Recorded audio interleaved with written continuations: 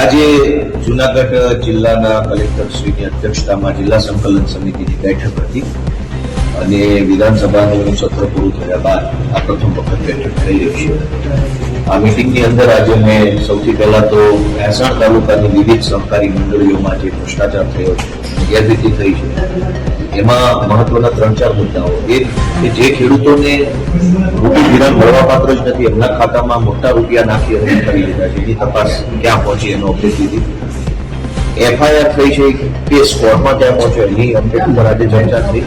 જે ખેડૂતોએ મહેસાણા અને અન્ય વિસ્તારોના ખેડૂતોએ ડિપોઝિટ જમા કરાવી છે થાપણો મંડળીમાં, એની થાપણ એમને પાછી ક્યારે મળશે એની ચર્ચા થઈ છે. અને જેના એકાઉન્ટમાં બોજા પડ્યા છે 7 બોજા ઉપર પણ આજે ચર્ચાઓ થઈ છે.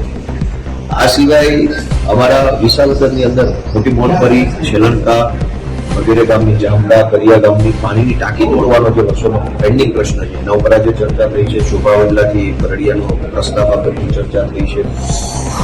જીબીના અનેક પ્રશ્નો ઉપર આજે ચર્ચા થઈ છે.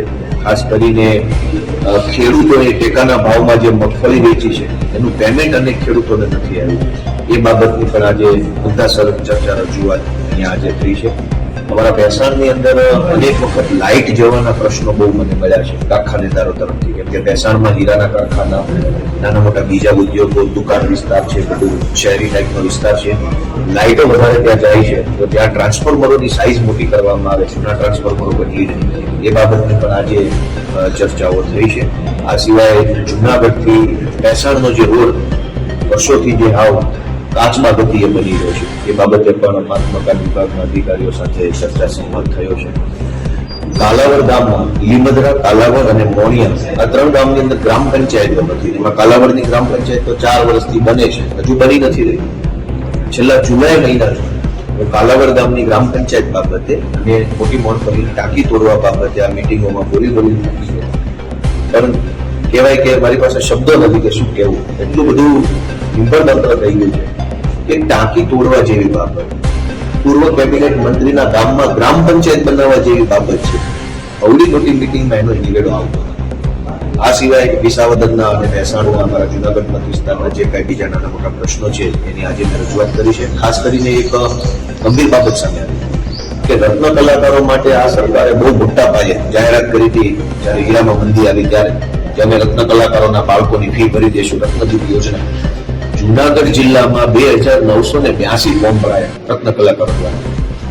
હું 3 મહિનાથી આ પ્રશ્નનો જવાબ માંગી રહ્યો છું. આજે મને જવાબ મળ્યો કે 2982 ફોર્મ જે રત્ન કલાકારોએ ભર્યા એમાંથી અંદાજે 266 જેટલા લોકોની જ અરજી મંજૂર થઈ, બાકી બધી નામંજૂર. એટલે પૂછું આટલી મોટી સંખ્યામાં અરજીઓ નામંજૂર કેમ? સરકાર જયારે એવું કહે છે કે અમે તો રત્ન કલાકારોને મદદ આપવા બેઠા છીએ અને અહીંયા આંકડો તો એવો આવે છે કે રત્ન કલાકારોના ફોર્મ નામંજૂર થયા છે અને નામંજૂર થવાના કારણો પૂછીએ તો એના સરકારી જવાબો મળે છે. મેં ધારાસભ્યની ગ્રાન્ટમાંથી અંદાજે 2,25,00,000 રૂપિયાની રકમ ફાળવી છે 3 તાલુકાઓને મળી. આ 2,25,00,000 રૂપિયાની ધારાસભ્યની ગ્રાન્ટ મારી સહીથી ફાળવ્યા પછી પણ હજુ સુધી અનેક કામો ચાલુ થઈ શક્યા નથી. કેમ કે ફાઇલ ઉપર ફાઇલ, કાગળ ઉપર કાગળ, પ્રોસેસ પૂરી થતી નથી. સરકારમાંથી પૈસા આવ્યા, એ પૈસા ધારાસભ્ય ગામ માટે ફાળવ્યા, હવે કામ થતું નથી. અને આ ફરિયાદ મારી એકની નહીં, ભાજપના જેટલા પણ ધારાસભ્યો મિટિંગમાં બેઠા હતા બધા એક જ ફરિયાદ કરી કે ગ્રાન્ટો ફળવાઈ ગયા પછી કામ થતા નથી. તો આજે આ મિટિંગની અંદર રોડને લઈને બધા ધારાસભ્યોએ ફરિયાદ કરી, ભાજપના ધારાસભ્યશ્રીઓએ મેં પણ બધા સંયુક્ત ફરિયાદ કરી કે રોડ વિભાગ દ્વારા એટલું બધું બોગસ કામ કરવામાં આવે છે, ખાડા પડી જાય છે, ઢીકડા મારવામાં આવતા નથી, મંજૂર થયેલા રોડ ટાઈમે ચાલુ થતા નથી. તો આજે વિધાનસભાનું લાંબુ સત્ર પૂરું કરીને હું જ્યારે જુનાગઢ પાછો આવ્યો છું તો આજે આ જિલ્લા સંકલનની મિટિંગમાં મેં અમારા વિસાવદર વન વિસ્તારના અનેક પ્રશ્નોને ધ્યાને લીધા છે. ખાસ કરીને એમાં એક બીજો પણ પ્રશ્ન હતો કે આ ઉનાળાનો સમય છે તો તળાવો ઊંડા કરવા, ચેકડેમ ઊંડા કરવા, એમાં પાણીની સંગ્રહ ક્ષમતા વધે અને જે માટી નીકળે, માટી ખેડૂતોને ઉપયોગમાં આવે, એ બાબત પર ઉપર આજે મારે કલેક્ટરની અધ્યક્ષતામાં ચર્ચા થઈ છે.